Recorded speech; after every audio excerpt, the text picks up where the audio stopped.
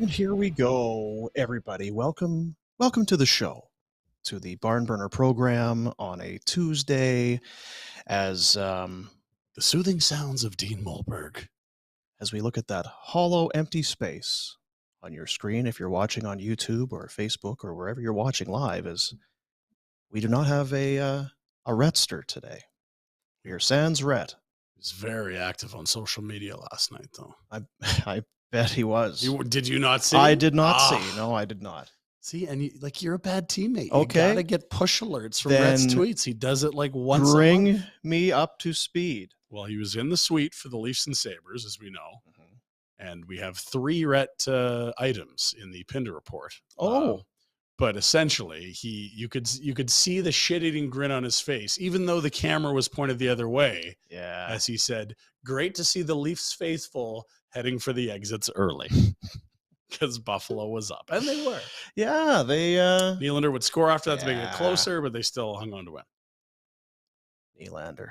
Now, you had him on Betway yesterday, didn't you? I had it for 2, so that was 1 Oh. point. And then I had Matthews to score, but Tage Thompson kept setting up Alex yeah, Tuck, who yeah. wasn't scoring on his own. Yeah.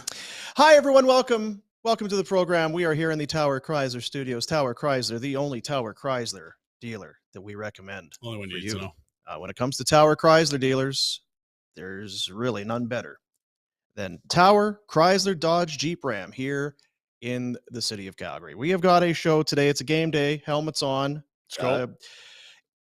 Big one? Is it a big game? They're all That's big the games. question I Yeah. have is it still a big game? If they want to lose tonight, then we'll have some not big games. Yeah. So to keep the games being big, tonight is a big game. Okay, then it's a big game tonight. Big game. The Arizona Coyotes are the host. The third and final matchup, I believe, between these two. It has gone fairly well so far for the 2 for Flames. 2. They're 2-2. A rare bottom feeder they haven't lost 2 for 2. Yeah. Yeah. And you know what? On the last one, they gave it a shot. Yeah, they did. They gave it a shot as they were down, 3-1? I think they were out shooting the shit out of the Yeah. Yotes and down by 2 midway through the game. And then finally things clicked. Jacob Pelche looked good. We saw the Walker Deer! Really? What did you just press? I don't know what you mean. Do that again. Walker Deer! See, that's good. Yes. Slowly coming together, Pinder. Slowly By coming year together. 2, we are going to be such Oh, a man, well-oiled wait. machine. Is there a year 2? I mean, if we're not God, fired really? or dead, it's going to be awesome I next know. year. Yeah, wait till we do Or this. bankrupt, for a whatever little the longer. terminology is. Yeah. Down in Arizona. It's 8 o'clock tonight? 8 o'clock? Mountain time? 8 o'clock.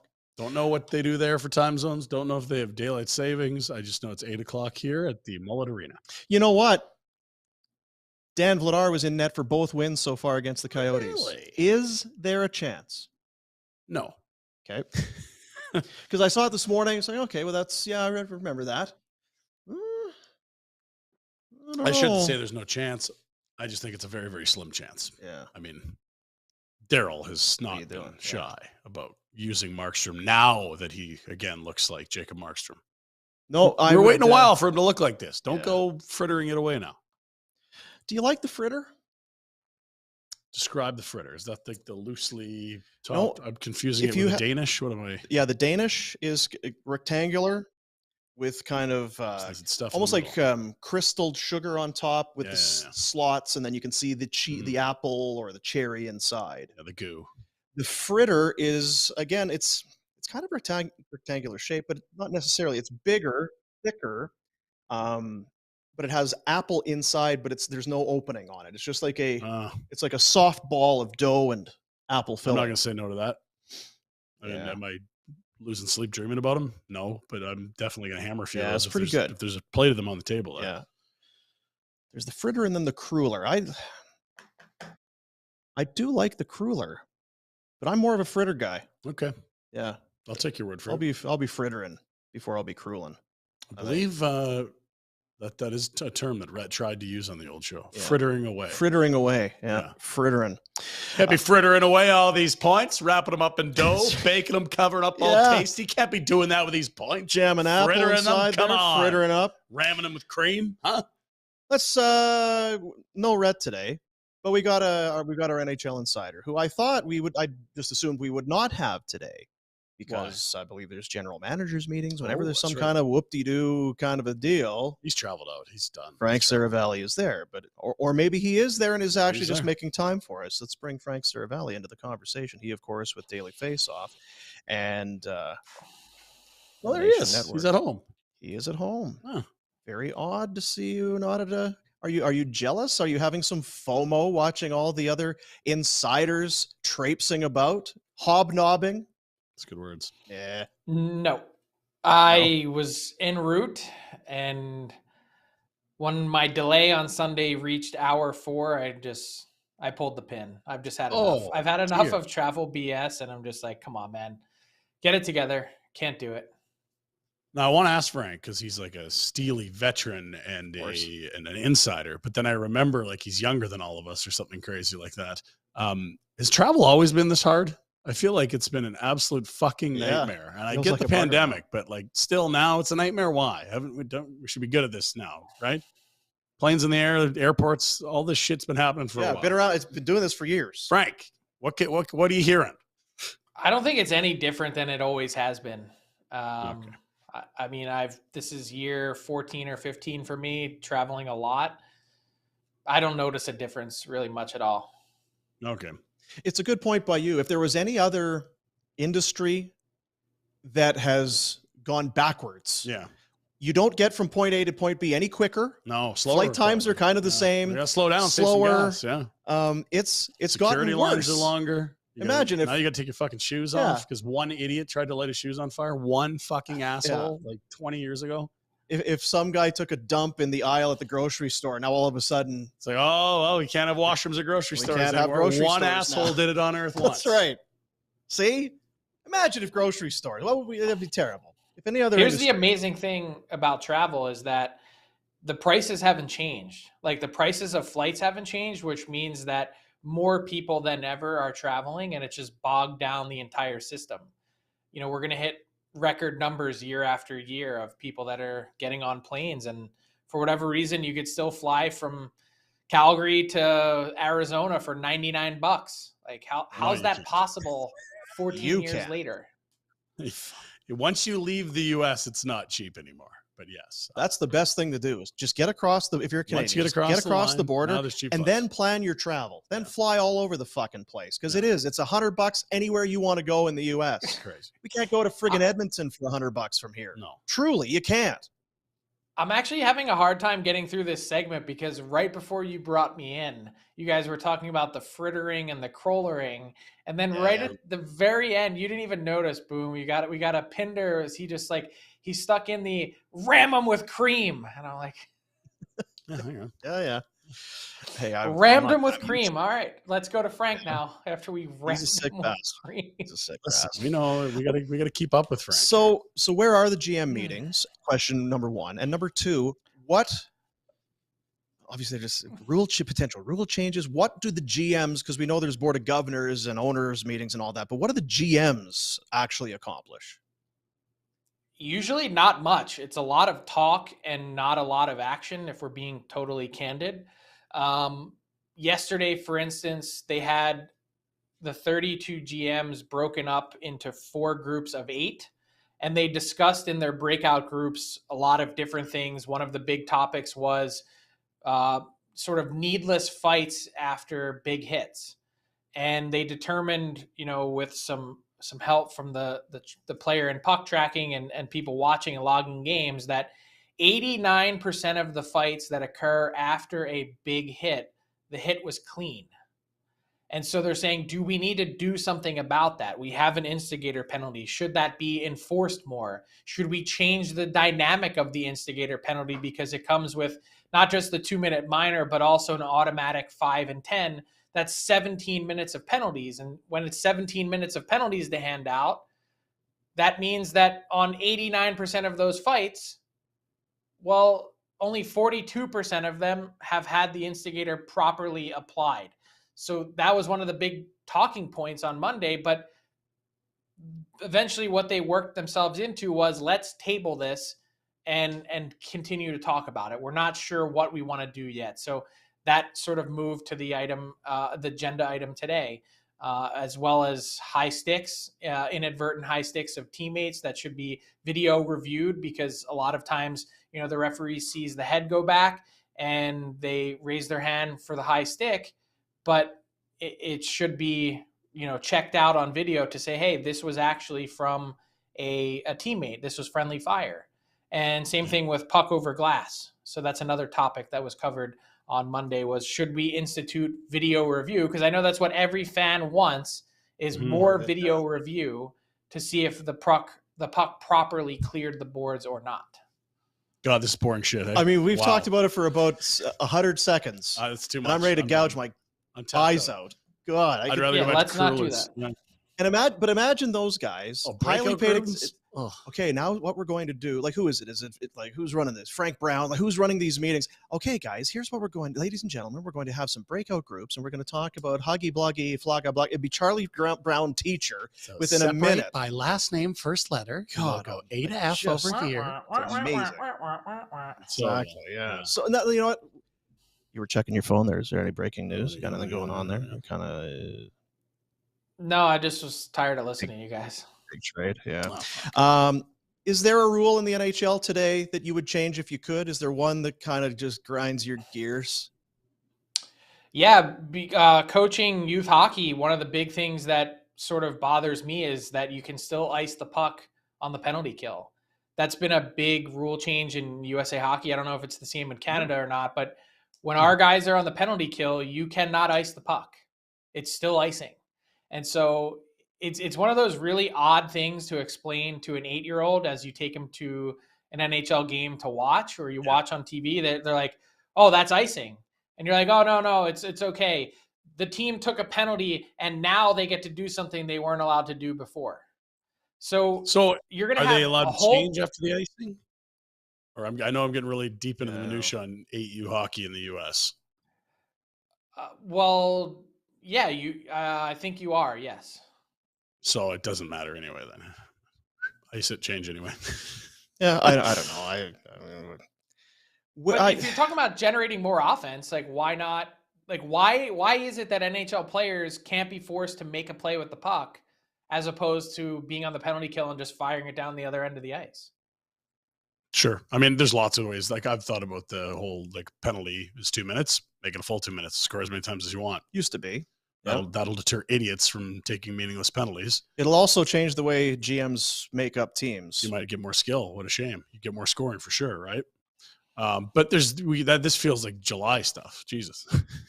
No, I'm throwing it in just because we were talking about. Yeah. They're gonna. I don't feel like major's gonna get accomplished here, Frank. But is there anything?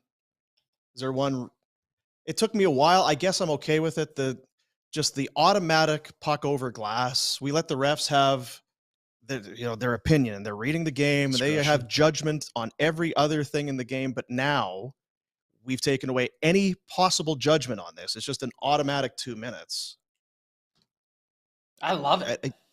I don't know. Again, force these guys who are highly skilled and highly paid to make an actual play with the puck. Could you imagine Rhett's career would have lasted like 6 games if that penalty was in place then? Not even here. It's not even here, Frank. Jeez. I mean, Jesus. So friendly fire. Is it possible Rhett's thrown us completely off his scent? He's not in Nashville and he's in Philadelphia trying to drum up some interest for the new GM he's job just there? Taking the week off. I think it's Nashville and there's a bunch of liquor. Yeah. So he'd be there. You like that more than being a GM, I think. So what about Danny Briere? His job to lose? His job, period? What's the status there? Yeah, I think it's certainly going to be his job, not his job yet. They still need to go through the formal interview process, but certainly appears to be trending that way. He was the Flyers' sort of preferred in-house candidate I think everyone sort of recognized at a certain point the way this season had devolved, the sort of toxic nature that had developed in this fan base. There were people protesting and outside the arena. It's not just fire Chuck Fletcher. It's also Comcast sell the team. Like, get out of the hockey business. They want their their franchise back. It just hasn't been the same since Ed Snyder passed away. And yeah, so Danny Briere is very likely going to be the guy. I think the bigger question is who is going to be the president of hockey ops that ends up being his boss. Is it Eric Lindros, who's spent a lot more time around the league, about around the team as well? I would say probably unlikely, but there's been a couple other names that have popped up in recent days. Eddie Olczyk is one that I would throw out there. I think he had some deep conversations with the Flyers over the last 18 months about the status of the team. And also Ray Shero is one that comes to mind, former Penguins and Devils GM. His dad, of course, was the coach, has the name cachet in the marketplace that led them to their only 2 Stanley Cups in franchise history in the mid-'70s. So those are a couple names I'd keep an eye on. But when the GMs convene again in June, I would think that Danny Briere is the man sitting in the chair for the Philadelphia Flyers. I was going to ask you, like, and you dropped a couple interesting names, and that was for president, but still, I sort of think, depending which organization you're in, there's a lot of responsibilities that blend between president of hockey ops versus being a GM. What would a strong list of GM candidates be? I understand they like Danny Briere. I think most teams like their AGMs, so they wouldn't be sitting there as AGMs. But if you had to, Frank, you're a billionaire, you just bought a team, you've got the Houston expansions. Who do you, if you can pick any free agent GM, who is it? Because we know there's a couple on the horizon this summer, but there are guys out there that are good too. Like, how would you compile a list or a power rankings of guys to be GMs? Well, that's the thing. I don't know how seriously they're going to take this process in terms of interviewing authentic candidates. Because if they're being honest and getting a true assessment of their team and their organization and where it's at, they should be listening to as many people as possible and really opening the field up.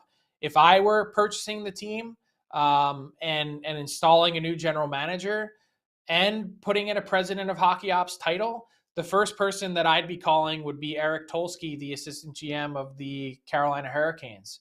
An incredibly smart individual, has been the big brain behind a lot of their success over these last number of years, and is someone that works really well with others, but might not have the sort of press conference command authority, stage presence that a lot of people might look for in a more traditional GM candidate.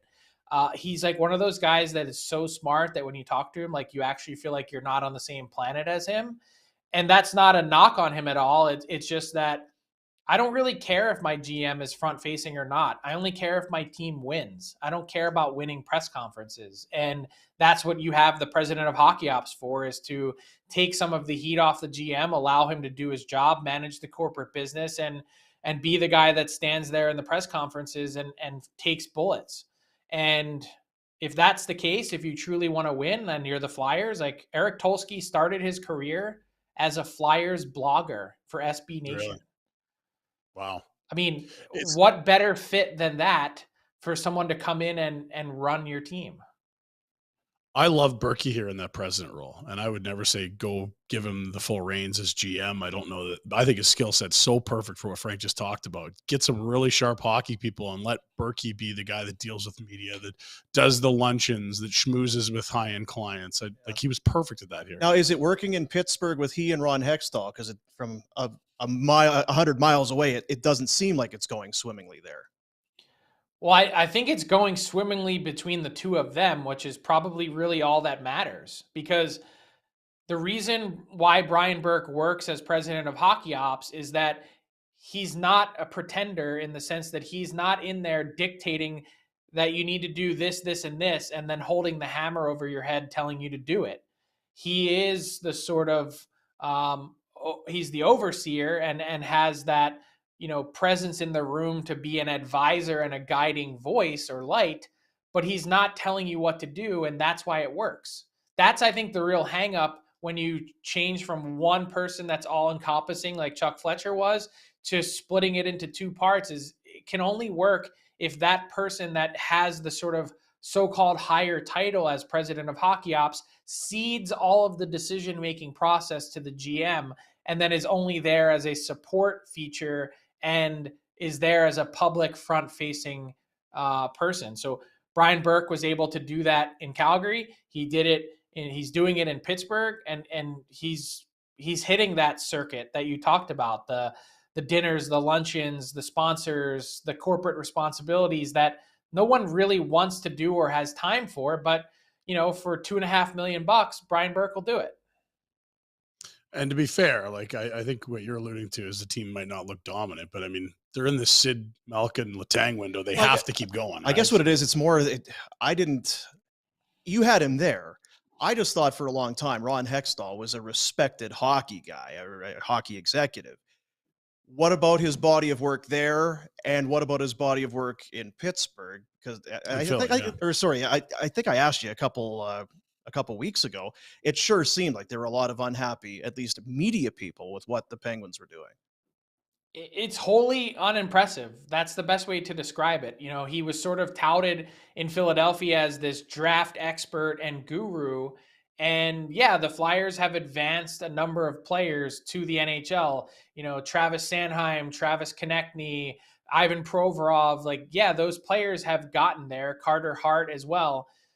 But there's also a lot of misses in their draft portfolio. And when he left at a time in which there wasn't really a whole lot else to hand off to Chuck Fletcher. It's not like there's some burgeoning, prospect core that's coming and he's built up one of the true elite organizational prospect teams. That's just not true. And so Pittsburgh, it's been a totally different sort of path.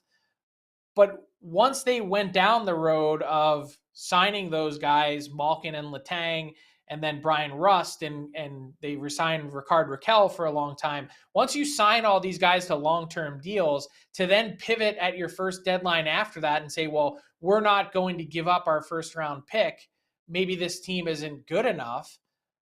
You're all you end up being, and I say this all the time, is half pregnant. There's no such thing. You either are or you aren't. You're in or you're out. You've either got this group of stars that are playing in the twilight of their career and you're giving them every opportunity to win while also paying them big money for a long time, or you're saving your bullets for the future. But if you're doing that, then why would you have signed those guys to that term no more than 6 months ago? It makes no sense to me.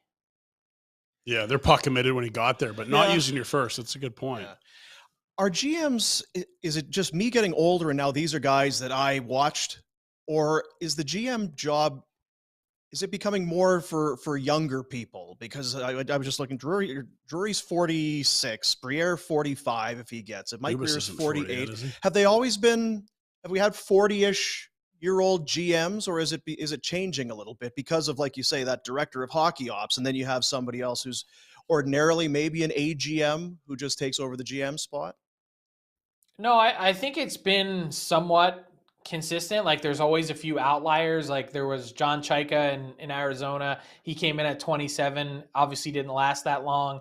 Kyle Dubas came in as a young guy, and he's been in the job for a while. So there are certainly some outliers to it. Kyle Davidson, I think, in Chicago is 34-ish.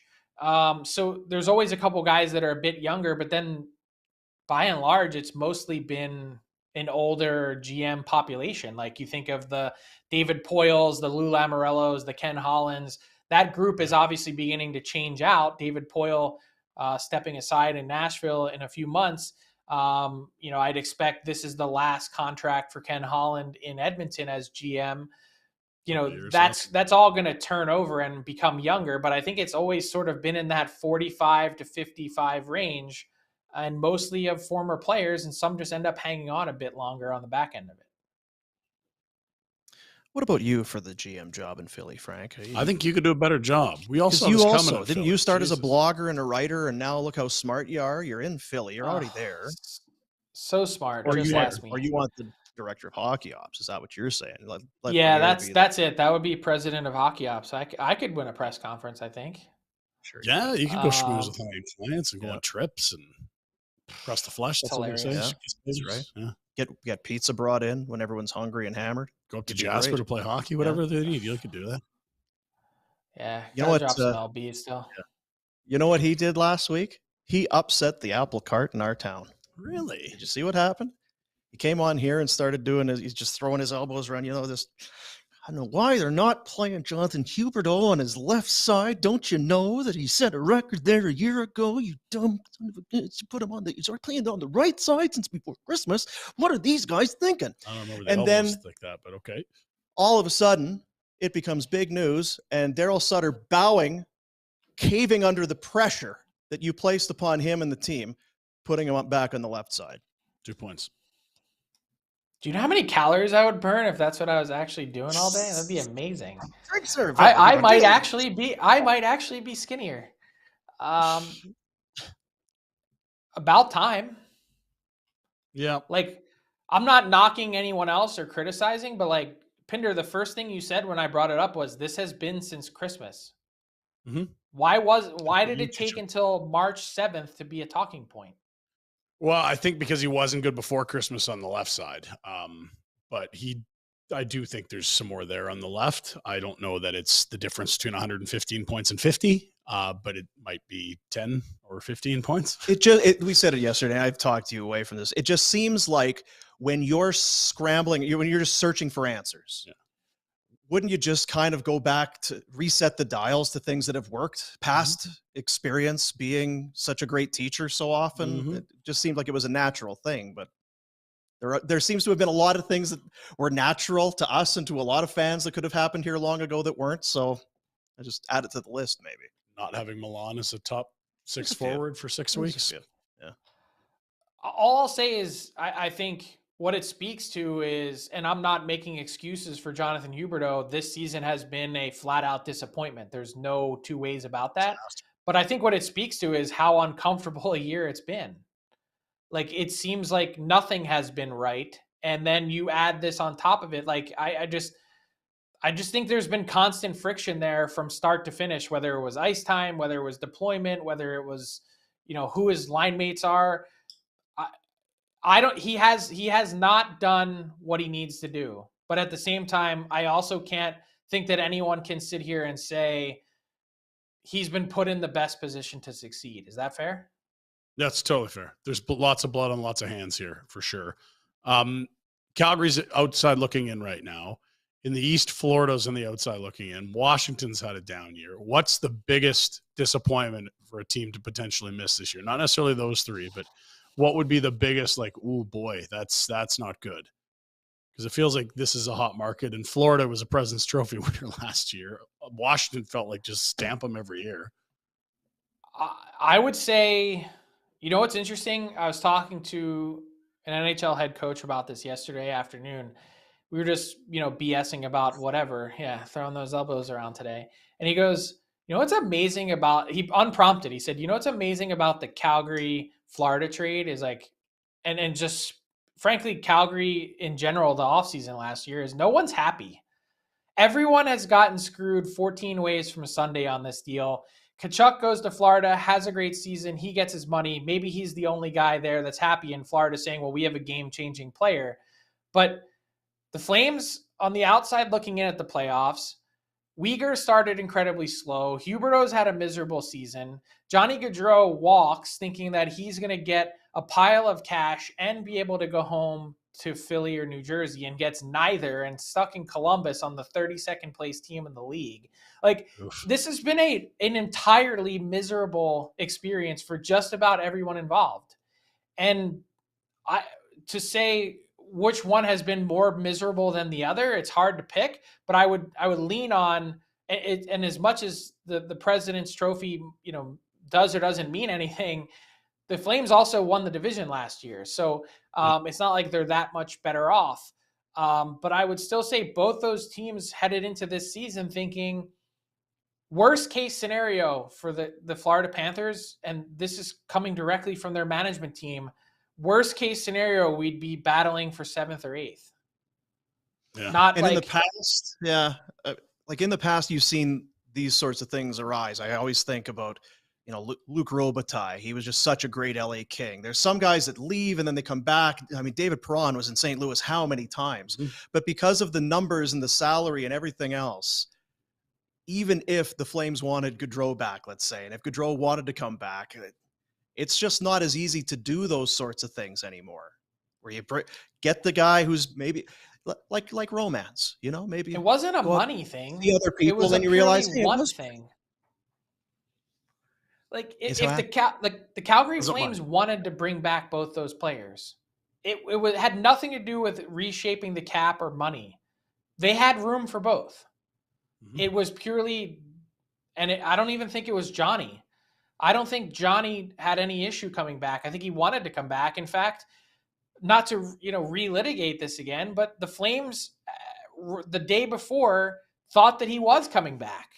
There was an afternoon sort of buzz and spring in everyone's step, as the hours dragged on before free agency, where they thought they were getting him back. They had negotiated the contract, gotten to everywhere, was comfortable with the numbers. And then Johnny Gaudreau went on a car ride with his wife and then called the Flames back tearfully and said, sorry, I can't do this. So it wasn't a money thing. The Flames had the ability to keep everyone. It's just that then Johnny got out and Matthew wasn't coming back. So he forced his way out. Those things happen. They just do. It just didn't come down to money. I guess I just mean after the fact. If you were to have at the GM meetings, maybe say, Kekalainen and or sit down, we're gonna, okay, how do we in the summer, Johnny's not happy, it's not working for us, and it's not gonna happen with Florida, but that you're talking about a guy who's making $9-10 million. You can't just, okay, we'll just bring him back. Just send him over. We take him back. All right. Well, then. Well, look, it's a 7-year contract. Maybe when you get to your 4 and 5, you can go there. I don't think anyone's ready a year later doing anything like that. But I agree with Frank. Pardon the bun, but that horse is out of the barn.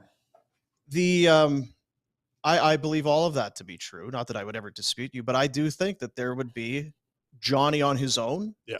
Unhappy. And then Johnny's regardless of what's happened with the Flames this year. I think the chance, and I won't do this. The chance of legacy as a Flame had to have been attractive to him.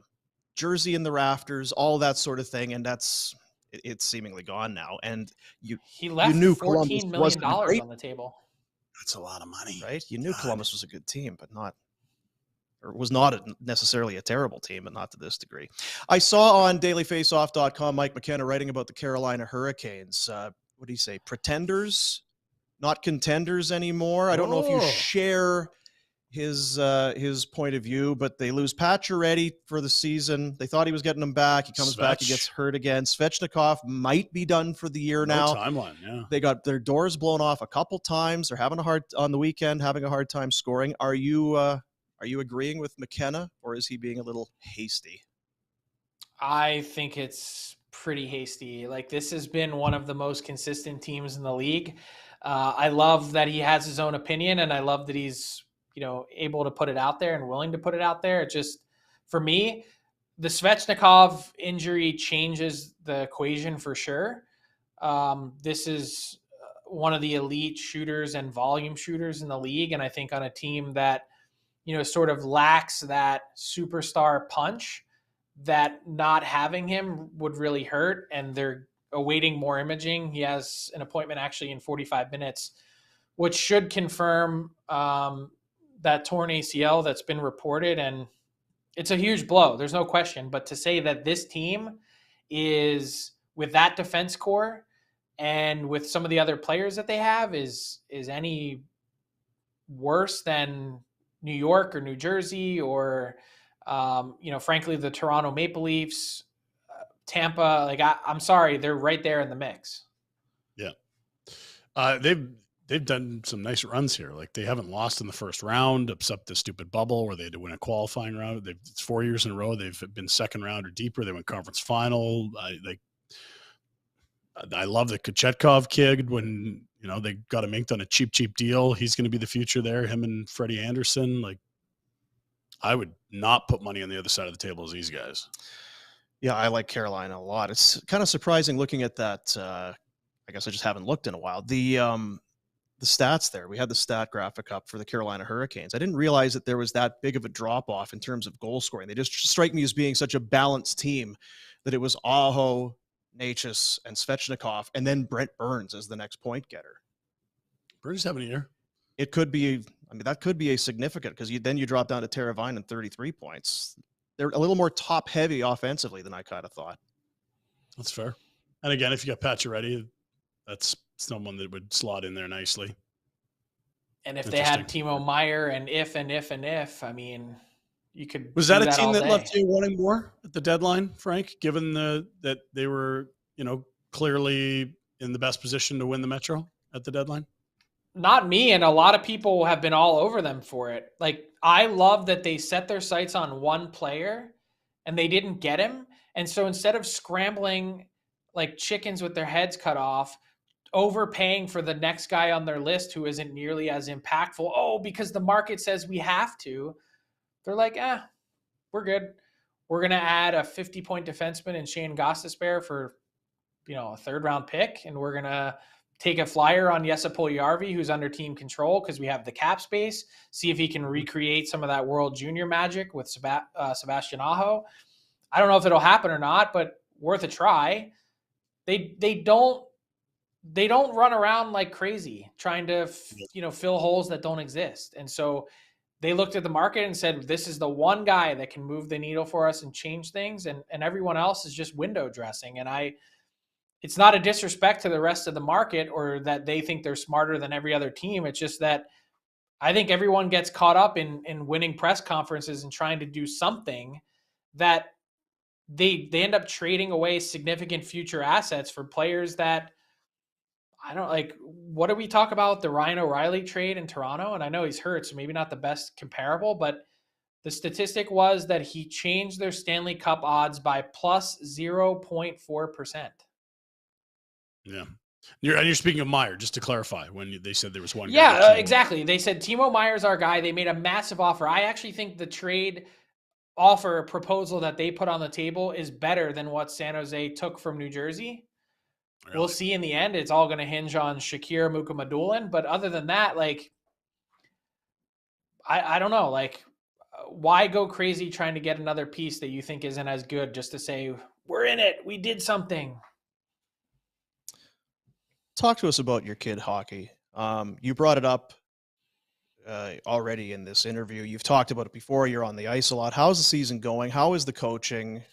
Any tweaks that need to be made? How close is the season to being done? Because I know, Pinder, your kids got 1 weekend left. There's city championships going on and everything. It's a big deal. We're just wondering how it's going.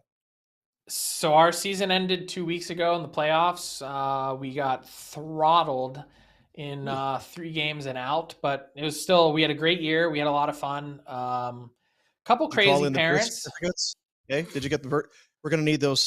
This game is under protest. Congrats on the win. Number 12. We need to see his birth certificate. He's shaving. Was his Cuban national team? The game. Get your ass over here. Yeah. Most people are asking for my birth certificate to prove true. my age.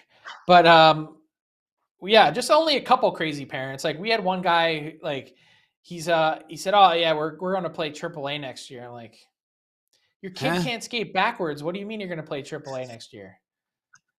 What are we talking about here? What? I think our boy's the same age because he's an 8U, what they call it there, and we're in U9 here, but they're 7-year-olds, so they're first year. It's 2-year chunks here. So your kid's 7, my boys are 7. Yeah, and next year he goes, "We're going to go play AAA." See how far that gets you. You'll be setting up that prep team going over to Europe for exhibition tournaments and stuff. Can't wait. It's unbelievable. We had another guy who gives his kid hand signals. So, like, from the stands, he's like doing all this stuff. Yeah. And you're like, well, what is happening here? Like, can we? I'm telling you, man. Coach? I mean, I've gone through it. Both of my boys are more or less done. I think maybe the middle guy will play a couple more years, but I've seen it all. I've seen parents with the hand signals. I've seen parents just hanging over the glass, yelling at the kid, at the coach. I've seen parents with stopwatches tracking ice time and shift length, and is my kid getting played enough? You name it. It's being done somewhere by some lunatic. I enjoyed filming the shifts in Timbits last year. Yeah. Like, you're going to go break that down with a 5-year-old, you lunatic. Yeah. And part of it is, we just want video of it's cute. They're in Timbits. No. You're breaking tape. You're doing this every week. You've got some computer program. Howie Meeker out there. What a bunch of jerk offs. Honestly, like I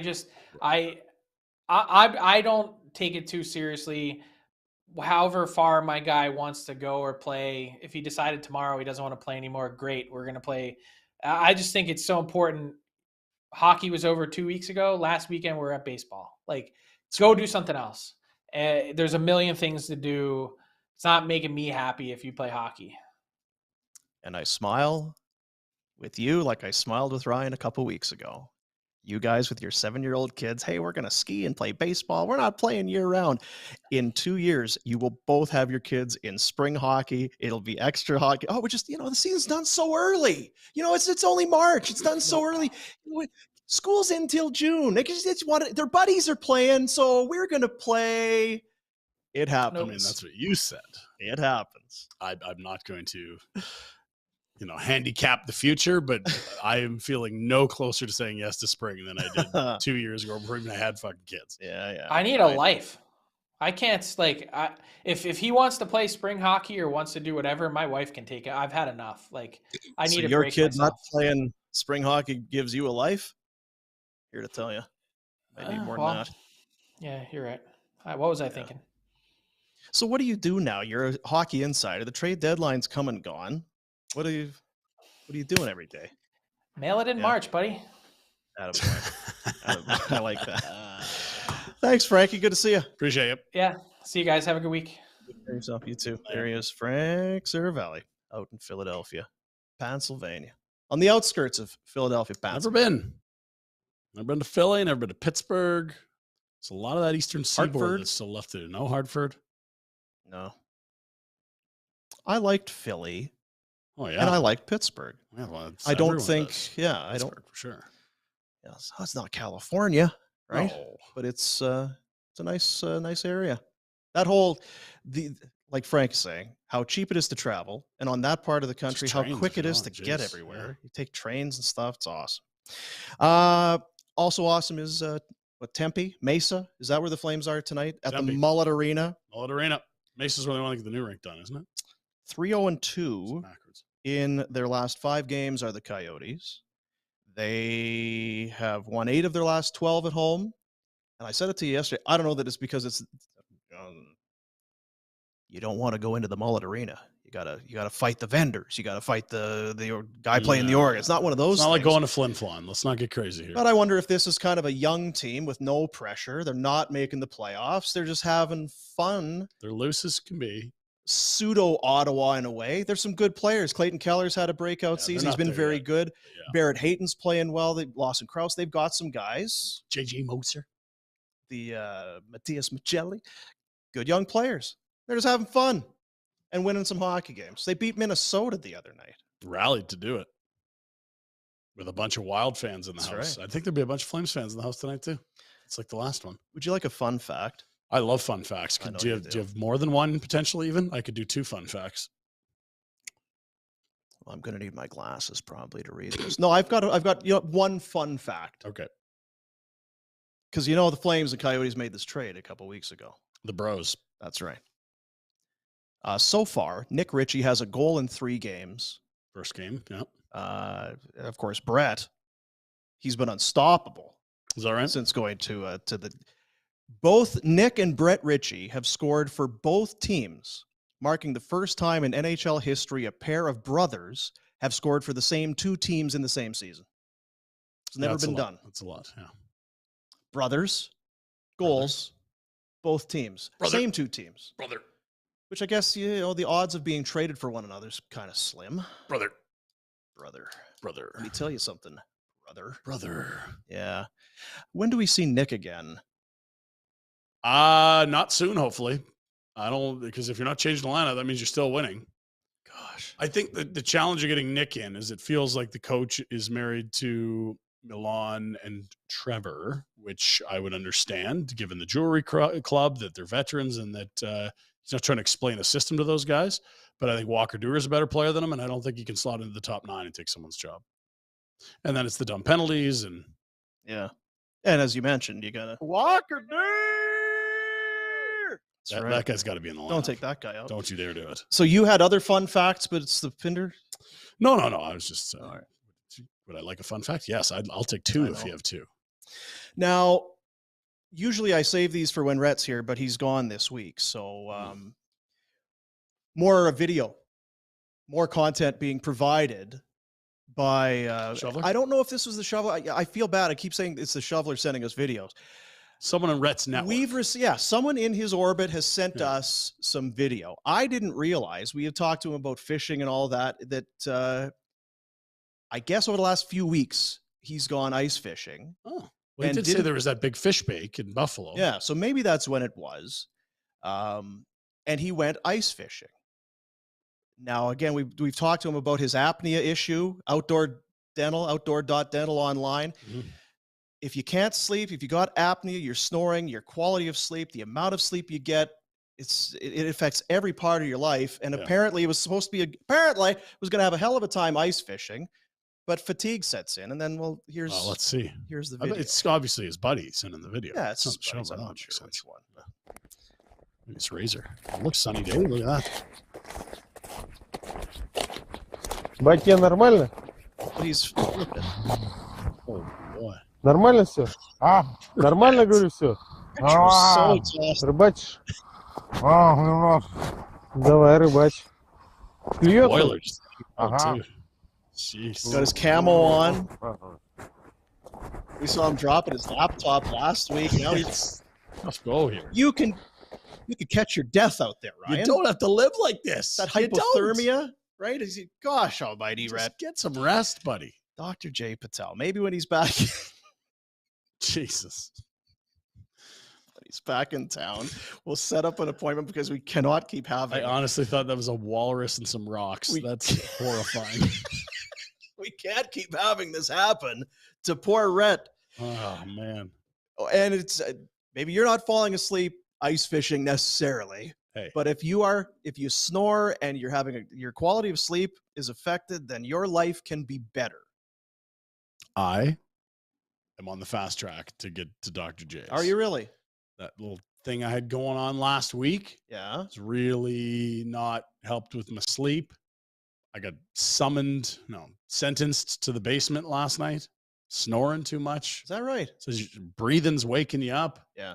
Ever since the, little fevery thing, something in there's not right. I got to see Dr. J. Well, as Dr. J. Patel would tell you, a lot of it's, what is it? It's because it's the soft palate often in the back of your mouth, in the sinus throat in that area. Yeah. You don't need to live this way, Ryan. So now I can start maybe getting videos of you potentially snoring and falling asleep. Just some dreaded hippies falling asleep at music festivals. Two 15-minute treatments. It'll increase the tension. It's going to tighten up things with the soft palate back there. That's Solera laser, Dane. I need it. Something like that. The Solea laser treatment. Okay. Excellent solution for people, not just with the snoring, also the dental work. A lot of people, it's just the dentist is not a fun place to be. This changes the entire dental experience for you. Outdoor.dental, Dr. J. Patel. And they're doing other things there. The 3D printing, they're doing things you don't think you could do. This is not your Stone Age dentist. Yeah. They're not there with the hammers and the massive chisels. Yeah. Like you're getting some cutting edge shit here, which is what we need. I'm serious. You said you were going into hearing loss clinic. Yeah. I want to go see Dr. J this summer. Well, I know that even the Wolverine was saying, because he's got some snoring stuff. I could see that. Yeah. He's sawing logs like a Husqvarna, I bet. Let's all change our lives for the better. Let's just be better humans, better for each other. Let's enjoy things a little bit more. Let's start with Dr. J. Patel. And Outdoor Dental, outdoor.dental is the website. The Pinder report, fun facts coming up. Oh, we got lots of Rhett data. You'll love he had the stopwatch out. We'll explain why. Great. The Pinder report, there's a video that I don't want to forget. I got to play that for you. A little special treat for you coming up a little bit later. Better Village Honda. There, right? Yeah. Village presents the Pinder report. Northwest Auto Mall. Online at villagehonda.com. They have their detailing packages. As we've told you, cars are going to be a sloppy mess out there right now. Starting at $79.95. Protect your vehicle from the harsh elements of winter. Get all that sludge and stuff out from underneath because, it gets slippery. I did one of these on the old Stony Trail. Whoa, icy. So what do? Salt. Salt gets on your vehicle, just starts eating away. Just num num num num num num num num. That's what it just starts doing to your vehicle.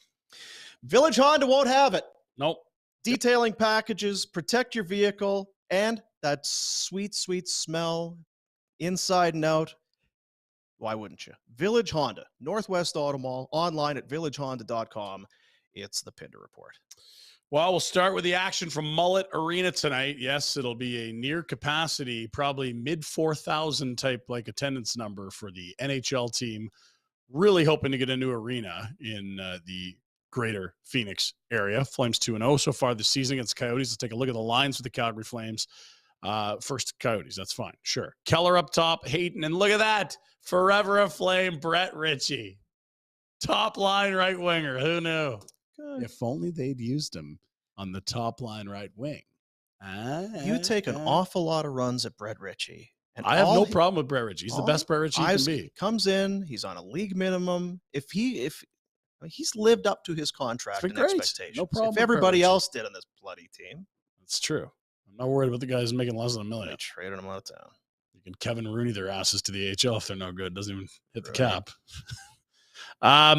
Also of note, check out the blue line. There's top pair defenseman Juuso Valimaki. Oh, and look, for all the moaning, Rhett can finally see Connor Mackey play tonight. I know. For the Arizona Coyotes on a third pair with Victor Soderstrom. They've done a really nice job. Just what are those sharks that they like vacuum onto the belly of the shark, the fish, and then all the scraps that come out of the shark's mouth? They just Yeah. That's what the Yotes have done to the Flames here. They peeled off Valimaki for free on waivers. They get a Mackey in a trade. Brett Ritchie apparently top liner. Way you go. Look at that. Valimaki. I was talking to him before the show. Playing a ton. Shows up there, plays, he's playing second pair, third pair kind of thing. Was in that 15, 13, 16 minute range. Yep. Jan 26. So I don't know if that's exactly where Chychrun left or started getting sad. Right? Yeah. It was around then. Jan 26, he played 21 minutes and 43 seconds. Has not been under 20 minutes since. 25 minutes, 24:59, I think, against the Wild the other day. So he is a 22, 23 a night top pairing guy for them. And 6 points in his last 7 games if you need it. Jeez. Damn it. Yeah, damn it for sure. That's a damn it. That's a big damn it. And what did he say when he wheeled through Calgary in the fall? Yeah, it's nice being in an environment where there's positive feedback. Paraphrasing. We'll go find the quotes. Paraphrasing. I don't want to get, he didn't say that. Okay, well, he made reference to a negative environment versus the one he's operating in now and how it suits him a lot better. And that definitely would fit the bill for what we saw this fall right here in Calgary. There's Flames lines. Pelche still up top. Man, Toffoli's going to get one tonight, eh? Got screwed out of that one. We'll find out with my Betway bets coming up. Then he got knocked over. He's all pissed off at the Mongoose. Oh, he was sour, hey? Yes. Sour. The Mandalorian knocked him over. Alex was so happy. Dirty play. Take a run out of it. Huberto on the left. Where else would he go? Thank God. Guys? Jeez, come on. Give him a pair. No sweat. Backlund, Mangiapane, Coleman stays together because why wouldn't they? They've been great. And there it is. Right side of the fourth line. Hammer the button. Walker, Love to hear it. Love to see it. There you go. D pair is exact same as what's in the middle? Oh, Rosie. Now, this is up from Daily Face-Off. Well, the show did start a while ago. Has Rosie, Adam Ruzicka back in, centering Lucic and Walker. Whatever, right? We'll know more, obviously, by game time. Trevor Lewis, you watch your ass. That, he just scored.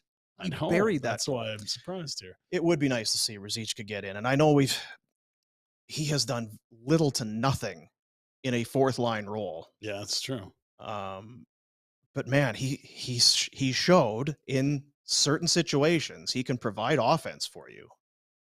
Yeah. I mean, you put him a skill, he's good. It's just you put him with fourth line guys, he looks like a fourth line guy.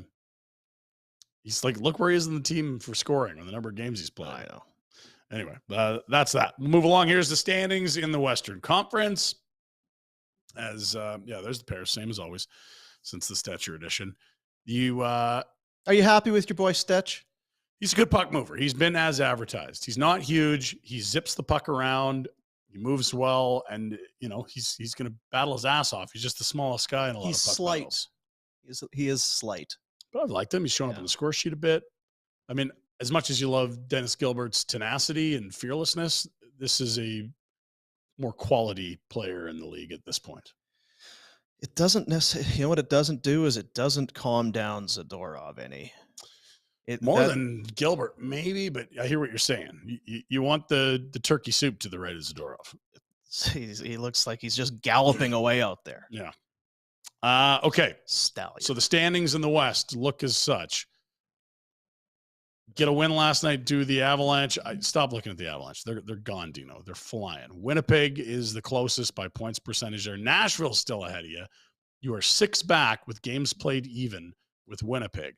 Nashville is 6 back with 3 games in hand on Winnipeg. There's only one way you get into the playoffs. You got to get on a fucking heater, maybe 2. Maybe it's a heater that lasts now until April 18 or the playoffs start, and your chance to continue a decent run of play could be 4 or 5 tonight with a victory. Got to get her done in Arizona tonight. All right, to Rhett. I was just going to say, Winnipeg is at Carolina, if you care. Yeah, Freddie Anderson slated to start that one. Coming up tonight.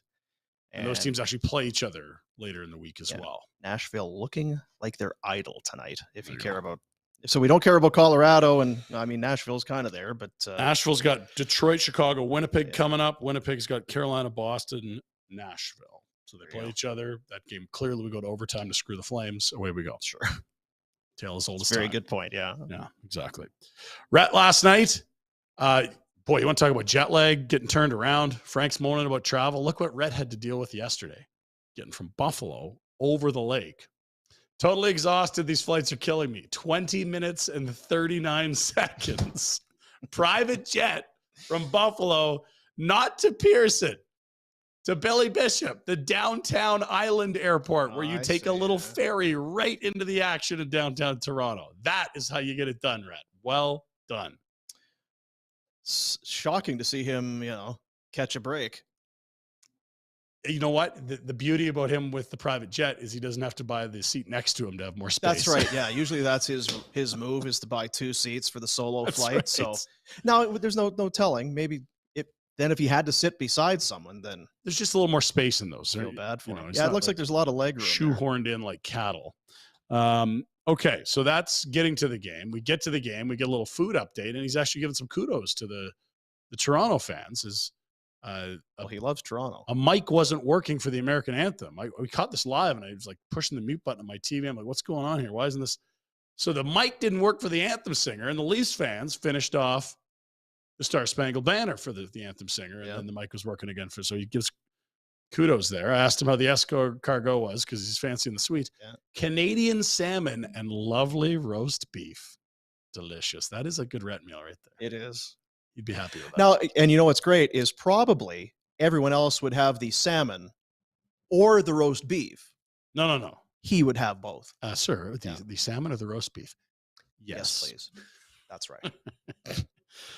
We could play the video of the sound not working for the anthem, but it sounds and looks like the sound not looking for the anthem. Right. We'll take his word for it.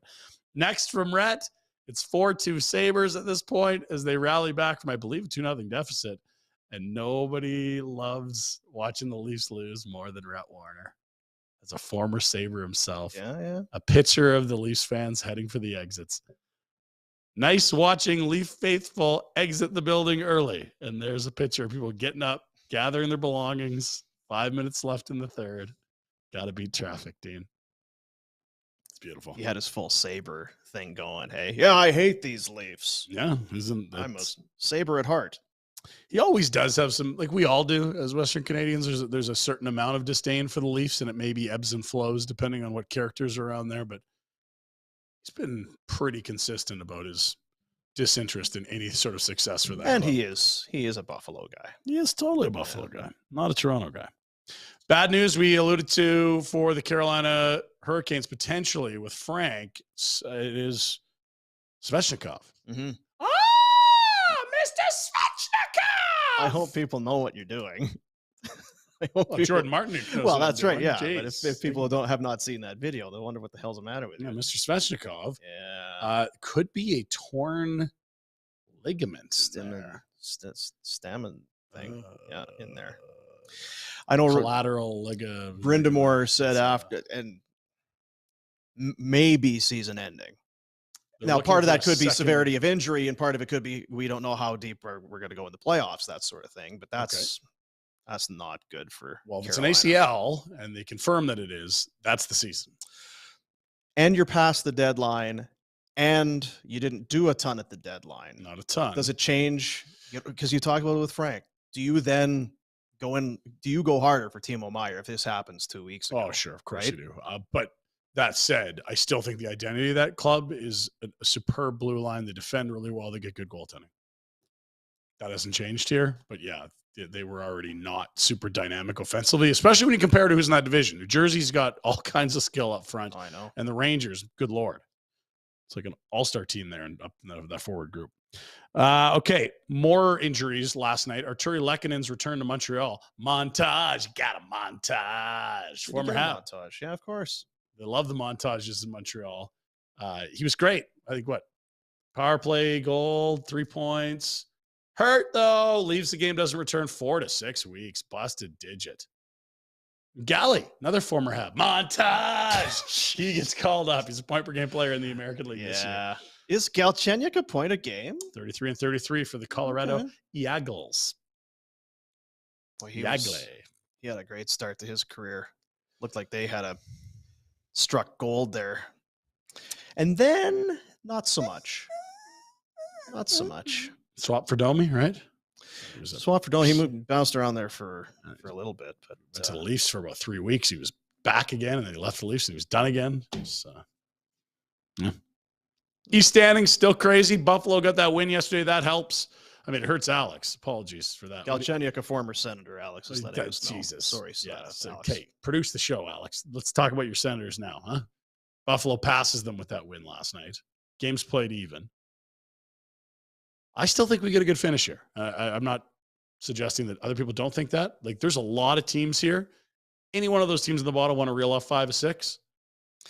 I'd be just fine if the Islanders fell out. Yeah, totally. I don't need to see the Islanders. I mean, it's going to be like, look at that. If this is how it finishes, that's 4 games against Boston and wasted jet fuel.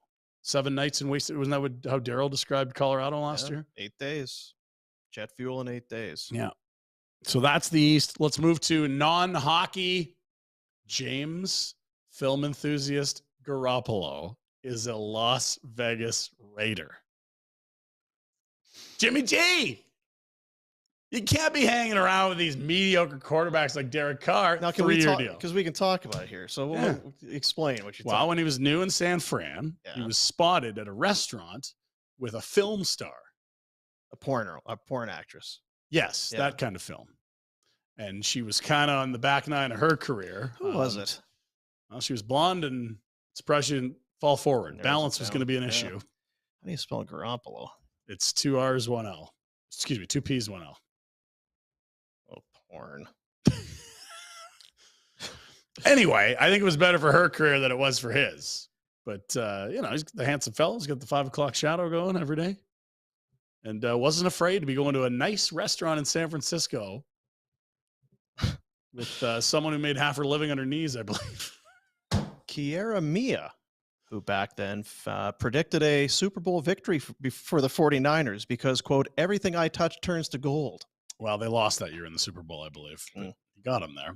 So now he goes to Vegas, and it's interesting. He's got Devontae Adams. We'll see. Not like he didn't have weapons in San Fran. Film enthusiast. Headline from the New York Post. Jimmy Garoppolo's relationship life is not all porn stars. Not all. It's not all porn stars, guys. It's getting backed into a corner. Now, from guys messing about with some unsavory characters to one of the greatest characters that played sport for a living in Calgary. Alex Singleton, our boy, friend of the show. So good. Getting paid. It's a 3-year deal for the linebacker to stay in Denver. Could be worth as much as 18. 9 guaranteed. Look, he's now, I believe, 30 or close to it. It's football. 9 guaranteed is nearly triple his career earnings. This is a huge amount of work that's gone in from Alex, being cut from the NFL, becoming a star in the CFL, going back to the NFL, burning through all those team control years to finally get to free agency. He's done it. Great hair, great guy, great player. We see him in Calgary all the time supporting Special Olympics. I believe his sister Ashley is super involved in that. They do weightlifting videos out of the garage in Thousand Oaks, California together. He's an absolute legend, great human. And you know what? Let's get closer to 18 than 9. How about that? Let's take Play it all. your ass off. Let's get 18. Alex, how do you feel about it? Well, it sounded like he didn't want to go anywhere. LFG, right back where I belong. Singleton. Yes. Good things to good people. Attaboy, Alex. And chatting with Mr. Singleton to congratulate him on the deal. Going to be at the Flames Kings on Monday. Big Flames fan. That's right. And said he and his sister go to games all the time. After the deal now, no excuse not to get back up to Calgary this winter. So I said, when you're back. That's right. Get in here. I'm sure that'll be front burner stuff for him. Look, come and hang with us. Busy guy, but he's been known to lend his time to numerous charitable causes, maybe even ours. Love it. Love this is a charity, all right. That's right. See? Yeah. More NFL smoke. Why would the Jets want Alan Lazard and Randall Cobb, Dean? With the Jets closing in on a deal for Alan Lazard, another wide receiver expected to be on their radar. Packers veteran Randall Cobb. Packers. Well, it's because of Nathaniel, it's the coach. It's Aaron. You done blew it, Aaron. So are the Jets just going to recreate the Packers in New York with a better defense and run game? I'll take it. So win 10 games and then lose? I mean, they did win a Super Bowl there. Well, when? A while ago. Randall Cobb was like 30 years ago. I think Randall was alive then. God. He even played for the Pack. Either way, just a lot of tea leaves saying Favre to the, not Favre, but that is another thing. Well, exactly. Rodgers to the Jets. Huh. World Baseball Classic, Dino. It was a thumping, a mercy ruling. It's hard to take it. With a mercy rule, yes. And right. there's too many teams. There's not enough of the best players. And it was not close last night for Canada as the 12-1. First two pitchers allowed 6 runs each in, I believe less than 2 innings of work. How'd they get to 7? The 15-run mercy rule is for 5, and then 10 runs at 7. Down. That's nice, yeah. Oof. There is some good baseball players in this tournament. Japan's got a guy that I think you're going to have to keep your eye out for this year in the majors. Oh, yeah? Shohei Ohtani was named MVP of Pool B, I believe it is. Only Pool B, though. And I think he was 6 for 12, home run, bunch of RBIs, and only allowed 1 hit in 4 innings. Are you kidding me? 8 RBIs. Yeah, but how would he do in the bigs? That's right. Yeah, we'll have to wait and see again. Get you some real competition. And finally, if you want clunky and weird, how about this? Yesterday, we had a perfect game, but we didn't. So the tweet is from Jeff Passan. Let's have a read because there's a lot here. Here's a sentence that's never been written before and won't ever be written again. A baseball team just finished off a perfect game with a walk-off hit in the 8th inning. Puerto Rico 10, Israel 0. 4 pitchers, first perfect game in WBC history, mercy rule win. So the walk-off put them up by 10, which mercy ruled it, and because it went 8 innings, not 9, it's not technically a perfect game. It's a perfect mercy rule 8-inning win. Huh? Again, not helping you. I have questions about the tournament. Yeah.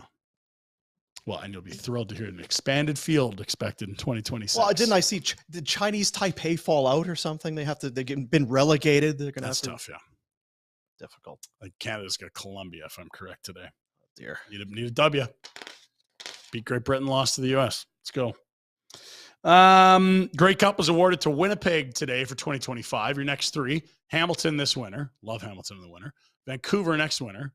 At least it's kind of got a roof. And then Winnipeg 2025. As noted by most CFL fans. Boy, that's a long time to not have a Grey Cup in Toronto. You know what? Good. Yes, sure. Okay. I'm guessing the fans in Hamilton are good fans. They'll show up. Yeah. It's Vancouver, so it's inside, so that makes sense. And in Winnipeg, they love CFL football. They'll attend it. It'll be well done. But it'll be so. It's gonna be a lot of pressure for Bo this year in Hamilton at home for the Grey Cup. I know. Yeah. Oh boy. Poor Bo. No, wealthy boy. Jump right in. Tie cat for life out there. And finally, I thought of Rhett when I saw this, but you know Rhett.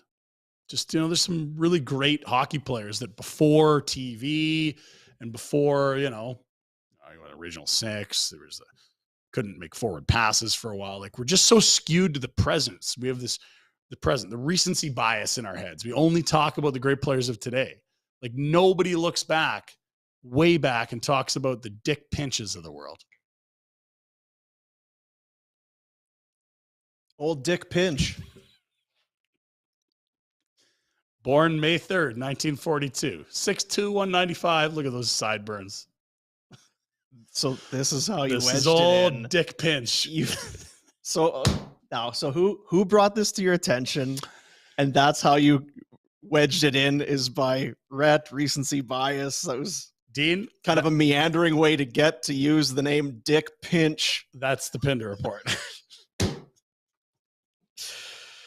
Brought to you by Village Honda, who is so proud to bring you the Pinder report. Located at the Northwest Auto Mall, online at villagehonda.com. They are your dealership for life. And you know what else I've got? You get one of these. Oh my God. That's right. That's also in the repertoire. That's the first shovel of the pod. That's the first shovel of the barn burner environment. Yeah. Old DP. No, because it was a long time ago. They would still kind of have fun with his name then, right? They'd know what. I don't think that if he was Richard Pinch and he was on the hockey team, they were going to call him Rich. They were calling him Dick Pinch the whole way. Dick, I was thinking your name, your first name is Dick and your last name is Pinch. Kind of funny. Like, they connected those dots even back in the 60s, right? Mm-hmm. Okay. It's good to know. Great sideburns. Wow. Yeah. Mattingly. Trim those sideburns. Mm-hmm. Do you have any idea what Big City Greens is? I mean, I know enough that I've seen it zip around the PR world. I think they did something ahead of the Super Bowl, and they're now doing something with the Rangers in the NHL. Well, it's on the Disney cartoon, Channel. Right? It's a kids show. It's a cartoon. And for this game coming up between the Capitals and the New York Rangers, they are going to be, and again, I guess I should have looked a little further. Anyway, they're doing the game on the Disney Channel in cartoon form coming up. So this video was put out by the Disney Channel. This is one of the characters from Big City Greens. It's Cricket. Okay. He's setting things up with the National Hockey League. Look who he talks to at the league office. Okay, let's go, Cricket. Oh, come on. Hello, Gary Bettman. Hello, this is Cricket Green. By chance, are you the NHL commissioner, Gary Bettman? Yes, that's me. How can I help you? Really? Bingo, bango. I knew that if I simply dialed enough random phone numbers, that eventually the Grand Poobah would pick up. Please, Gary's fine. It is an honor to speak with you, my liege. You're what? Okay, I'm hanging up now. No, wait. I need your help. You see, my family and I love gathering around the TV to watch hockey together. However, during a recent game, I may have gotten incredibly excited and accidentally completely destroyed my family's TV. Now we have no way to watch the games. Yeah, you would have been thrown in the penalty box for that one. What do you want the NHL to do? You want us to fix your broken TV? I was hoping you could uproot a real NHL game and move it to Big City, preferably right outside my house. We do love big cities, and you do seem to have a lot of energy. You know it. I'll tell you what. We'll bring the NHL to Big City, but under one condition. You and your family lace up some skates and get out there on the ice with our players. Are you serious? We'd love to play in the NHL. Now, of course, we've never played hockey. We're a little foggy on the rules, and I do not take direction very well. But I assure you, sir, you will not regret this. I think I might regret this. Just some tremendous acting chops from Gary. Cricket was pretty good too. Cricket was bang on. So now, the alternate presentation of the Capitals Rangers game will feature live, real-time, volumetric animation of players and teams modeled after their characters on the show Big City Greens. In addition to real-time animation of the live game action, They've worked with some other company to create animated versions of the commentators, Kevin Weeks, Drew Carter. They're going to be there. It is. So it's look, we're having some fun with it. Try stuff, right? I don't want to be that guy. I don't want to say try stuff, have fun, just have fun. Sports is fun, and then they do something fun, and I poo-poo it. But watching Gary, can you leave those on, please? That's a good look. Watching Gary, we've only scratched the surface now for what he was able to do. Well, and you start small. It's a couple lines here. Maybe it's a cameo there. I feel like we haven't even really got into the action. We haven't got into any sort of dramatic. There's more tension out there in some other roles. So I think the sky's the limit for old Gare. So will you watch this? Will you check this out? ESPN Plus, Disney Plus. No, I would guess probably for us it's Disney Plus. Disney Plus for sure. So it's tonight. I'm telling you. 7 is 5. 5 o'clock. Kids home from tennis lessons and throw that on Disney Plus. See if they like it. Sure. All right. Good for him. Old Gary. Gare. Boy, he's busy too. I don't think he has time for that. No. Gary is just fine. I do think I will be regretting this. Well, at least he wasn't really stiff and, didn't have lawyery vibes. Old Batman. Want to throw it out there again. April the 14th. Where are you going to be? Yeah. My best pal, Dean Boomer Mulder. That's right. You're going to be at the Greagle, my friend. Grey Eagle Resort and Casino, the event center. We are bringing the inaugural Barn Burner Playoff Draft to life. We're putting the booster cables to it. We're bringing it back. It's going to be unbelievable. We are going to be putting teams on sale here shortly. I know we've been... End of the week. You know what this is? This is the pre-promo. By the end of the week, we just want everybody to be ready and to be aware because we are going to have, in a way, kind of our first real live event with fans of the show and listeners and all of that. Tables will be set up. I think tablecloths. It's going to be all very fancy. Lanyards. You're going to have all kinds of printouts. Podium set up. We're going to have the full draft board and everything. Selling teams with in support of Kids Sport, which we've done in the past, and happy to get that relationship back up and running again with Kevin Webster and Kids Sport. And I believe the winners from the last one we did are going to be there. Part of their prize package was, and you get entry into the next one, and that's whatever. We're nice enough to let that happen. So we're going to bring them back. They're coming in. We've got, and then we've had some other people say, "Oh yeah, we're in." Yeah. So, and the truth will be in the pudding when we put these teams on sale. I believe it'll be Nation Gear, the same website we used for the Christmas campaign. We will use as well for this. And Rhett was very inebriated at the last one. You were not there, right? The first one I was at, or it was the second, but not the first. I got to one, not the other. Yeah. Palace, and we had a team of winners. So it was, I think, Pat and myself and a bunch of winners at the table. Because we had just done a trip. We were in LA for the Kings Ducks trip. I hung out and stayed at Disney for a couple days. You were on mornings and got in. I was on afternoons at that point. Oh yeah, God, I was on mornings forever, dude. No, I just mean I wasn't working at that point, so that would. Okay. God Almighty. God Almighty. So get ready. Teams go on sale later this week, and it's going to be a fun night. Teams of 8. You're all at your table. We might have some celebrities there. There's going to be some wrinkles. It's not just, we're not going to, I'll take Danny Sedin. We're going to have some fun, right? It's going to be not your Danny Sedin, not your run-of-the-mill BS kind of a boring night. We're going to have some food, some booze, and some laughs, and some guests, some swerves, and all kinds of stuff. Was it Pasta first off the board? Bruins look pretty damn good. Tough path, though. Or maybe you go McDavid because it's McJ. Like, it's just... Or do you go with Linus Allmark? I don't know. Goalie points. Maybe it's all about D. D's are tightening on D. Do we go Cale Makar first? Calgary guy? What do we do? I don't know. We got to get this Charlie McAvoy. We're going Charlie McAvoy. C-Mac. Are his numbers going to go down because Orlov's been so good Orlov, since he got get there? him. Let's go. I'm telling you, yeah. These are the conversations that will be had at those tables, people. Yusuf Alamaki, JJ Moser. Where do we take that? That's right. Playoff pool. So Connor Mack.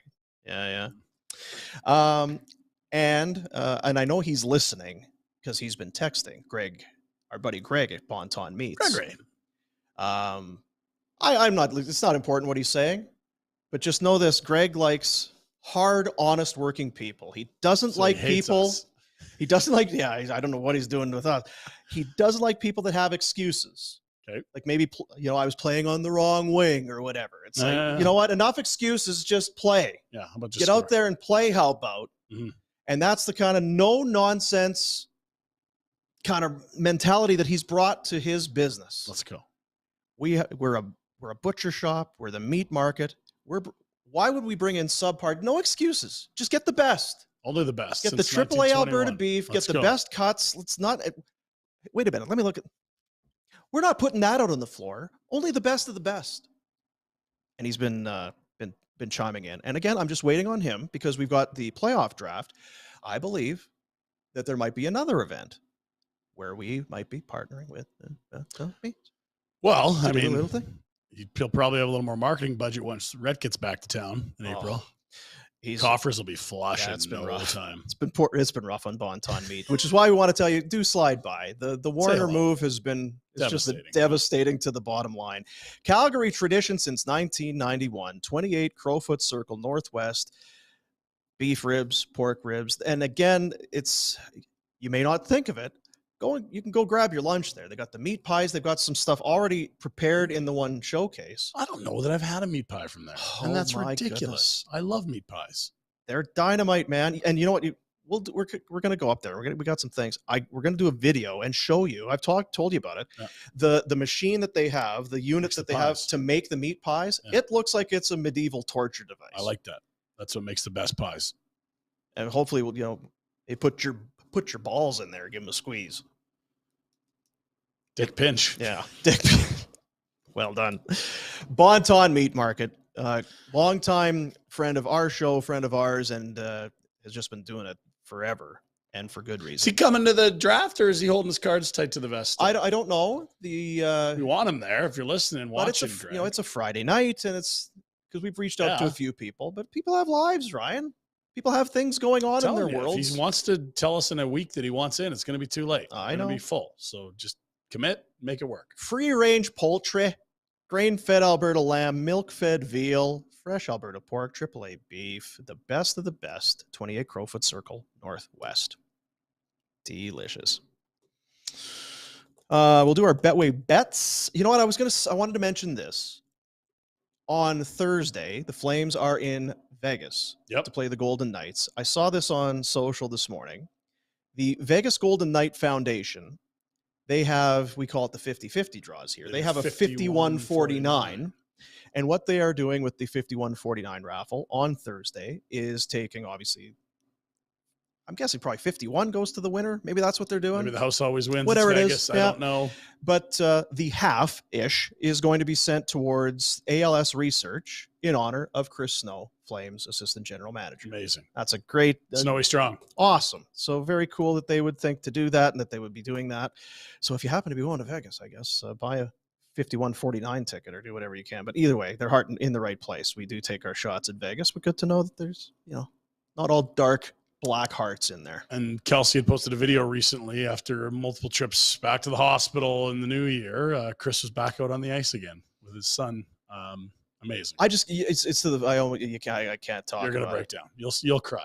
I know you well enough. You're going to be a puddle. We won't be able to stop. The guy is a thug. He is a gangster. Tough as they get. Tough. You talk about it. You have shit going on in your life and it's giving you had a bad day. God, reset your dials. This guy is unbelievable. You saw Treliving kind of water up at the press conference when he was asked about it. But Kelsey's awesome. Their kids, their family, they are tremendous. And I know they are selling stickers, helmet stickers, and a lot of local hockey teams have been buying, or sports teams, whatever it is. Sweet. And if and the money there, they're looking to raise $10,000 from this sticker campaign. You know what we'll do? We'll put it on our social. It's a great idea. Because it'll take me a couple minutes to probably find it here. But if you, for your team, you can buy them individually. You can buy them for your team, all that sort of thing. We'll put the stuff on social where you can go and get that. And why stop at 10? Why stop at 10 grand? Let's do a little bit more than that for Snowy Strong. Awesome. And Kelsey tweeting, her daughter's team manager drew and created the stickers and call them the little stickers that could. seeing them all over the helmets around the world means so much to us. Awesome. There Isn't you that go. great? Sweet. Love it. Love it, love it, love it. Let's do our Betway Bets of the day. And we can oh boy, look at the time. Goodness gracious. Time to get the on here. Whew, man. Whew. It's a lot. You mentioned Tyler Toffoli's name, did you? Well, looky here. Looky here. Flames, Yotes, Tyler Toffoli, anytime goal, plus 162. Damn, boy. Damn boy is right. Clayton Keller has 29 goals, 64 points. He's the first star of the week. Wow. He is on, you talk about being on a heater. He tied it against Minnesota and won it in overtime, that little bastard. 10 points in his last 5 games. Oh, I'm going in on Clayton Keller, anytime Jeez. goal, plus 162. I don't know how I miss on these tonight. yeah. I mean, here's the one thing. Markstrom shutout against Minnesota. Backlund's the only one that scores against him. Yeah, beat him clean. Yeah. That might be the only way you don't get any money on that. So Clayton Markstrom Keller. didn't know what he was going to do It's didn't- it's like he didn't do his homework on Backlund. Yeah. Okay, here are my Betway bets. Let's take a peek. I'm also focusing in on Flames Yotes from Mullet Arena. Jonathan Huberdeau's on the left wing, guys. There's no more excuses. No excuses. I don't care what wing you play on. Get some results. Just get, you know what, enough. Let's go. That's right. Look better. Also, don't mind that line with Dubes on the right. A little speed for those two Cowboys. And I like this as well. Rasmus Anderson on the power play. He's been great of late. Really like him and Weeks. Love him on the power play always. And plus 250 for a single power play Just point. one.